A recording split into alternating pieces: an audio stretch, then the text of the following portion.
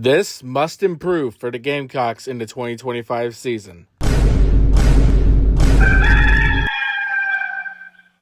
What is up, everybody? Your boy SEC Football Tube here, back with another video for you guys today. I hope everyone is having a fantastic Sunday evening. Fun fact: this is the final weekend without college football. 2 weeks from today, the Gamecocks will be in Atlanta taking on the Virginia Tech Hokies. Folks, we are almost there. We are almost there. And we're going to talk some Gamecocks football today. It's our favorite thing to do here on this channel.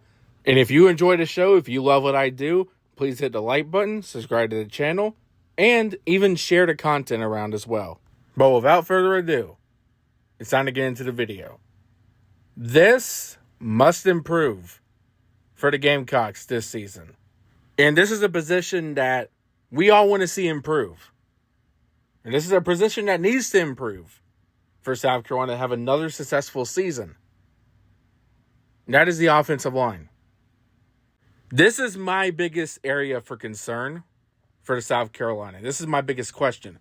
How improved is the Gamecocks offensive line? Because you have to think, it can't get any worse, right? You have to think that. And, you know, that's what my friends have said, too, when I've asked them about the offensive line, what they think about it. And they all say, it can't get worse. Last year, you gave up 41 sacks. 41 sacks. And 96 tackles for loss. You gave up the same amount of sacks as you did in 2023. And you gave up 4 more tackle for loss than 2023. With an offensive line that was much more healthy in 24 than it was in 23. Obviously, that needs major improvement. South Carolina needs to do a better job of protecting the quarterback. They need to. Because let's run through how many sacks you gave up per game last year. You gave up 4 sacks to Old Dominion, 4 to Kentucky, 5 to LSU, 3 to Akron, 6 to Ole Miss, 4 to Bama, 6 against OU, a game that you dominated, by the way. Now, you gave up 0 sacks to both A&M and Vandy. You gave up 1 sack against Missouri, 3 sacks against Wofford, 3 against Clemson, and 2 against Illinois. And wow, yes, you can make the argument that it's not all on the offensive line, but it is a massive part of it. And the offensive line has to do a better job of protecting Sellers and for allowing the running game to flow. And look, I will say this. The offensive line, they showed some potential last year. Again, they won a 3-game stretch last year when they only gave up 1 sack. Problem is, you went right back to giving up 3 sacks to Wofford and then 3 sacks to Clemson. Very, very inconsistent. And, you know, again, Lenora Sellers, he is mobile. And he's very impressive with eluding pressure, breaking out of sacks, and using his legs to make big plays. I mean, we have seen how talented and elusive Lenora Sellers is. But he can't do that all the time. He can't be Superman all the time. And if you could just take that pressure off of him, if you can give him time to make a good play, to get the ball to the wide receivers, which, by the way, you have some talented wide receivers this year. But if you can improve the pass protection, if you can allow Lenora Sellers to feel more comfortable, give him time, and help him not feel forced to be Superman, it would be a massive help for your offense. And it would allow Sellers to grow even more. And he can do much more nice things for you without having to feel forced to.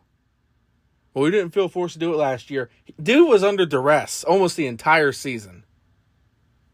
He had some help at times, but more times than not, Sellers had to be Superman. And again, if you could just take some of that pressure off of him, I think it would help. And if I'm being honest with you guys, I think this offense has a really good potential. It does. And I know people are concerned about the running back room, especially with Rasul Fajan not getting declared eligible yet. But you have some strong backs. You do. Oscar Attaway, I think, is a good running back. He can do some nice things for you. Isaiah Augustive could also do some nice things for you. And even Jawan Howell, he's impressed me. And I do think you have some talented wide receivers. And I think even your tight ends too, and Michael Smith and Jordan Dingle, if you can protect your quarterback and allow for him to get the ball downfield to the talented players, and if you can help create a strong running game, I think that can very much unlock the potential of this offense. It really could. It's crucial that this offensive line improves this year, especially with the expectations and the hype. If you want to meet those expectations, offensive line's got to do better.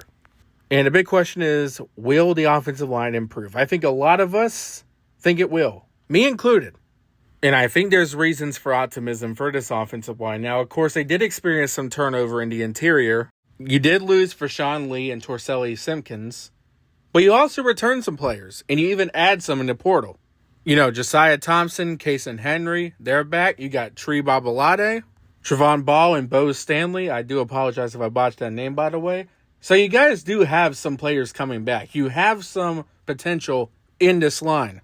In addition, you bring in Nick Sharp from Wake Forest, Rodney Newsom Jr. from Western Kentucky, and you even bring in a freshman, Shredrick Surratt Jr., and again, I apologize if I botched the name there. So you guys do have some potential here. You have some guys that can step up. And you also have tight ends Michael Smith and Jordan Dingle.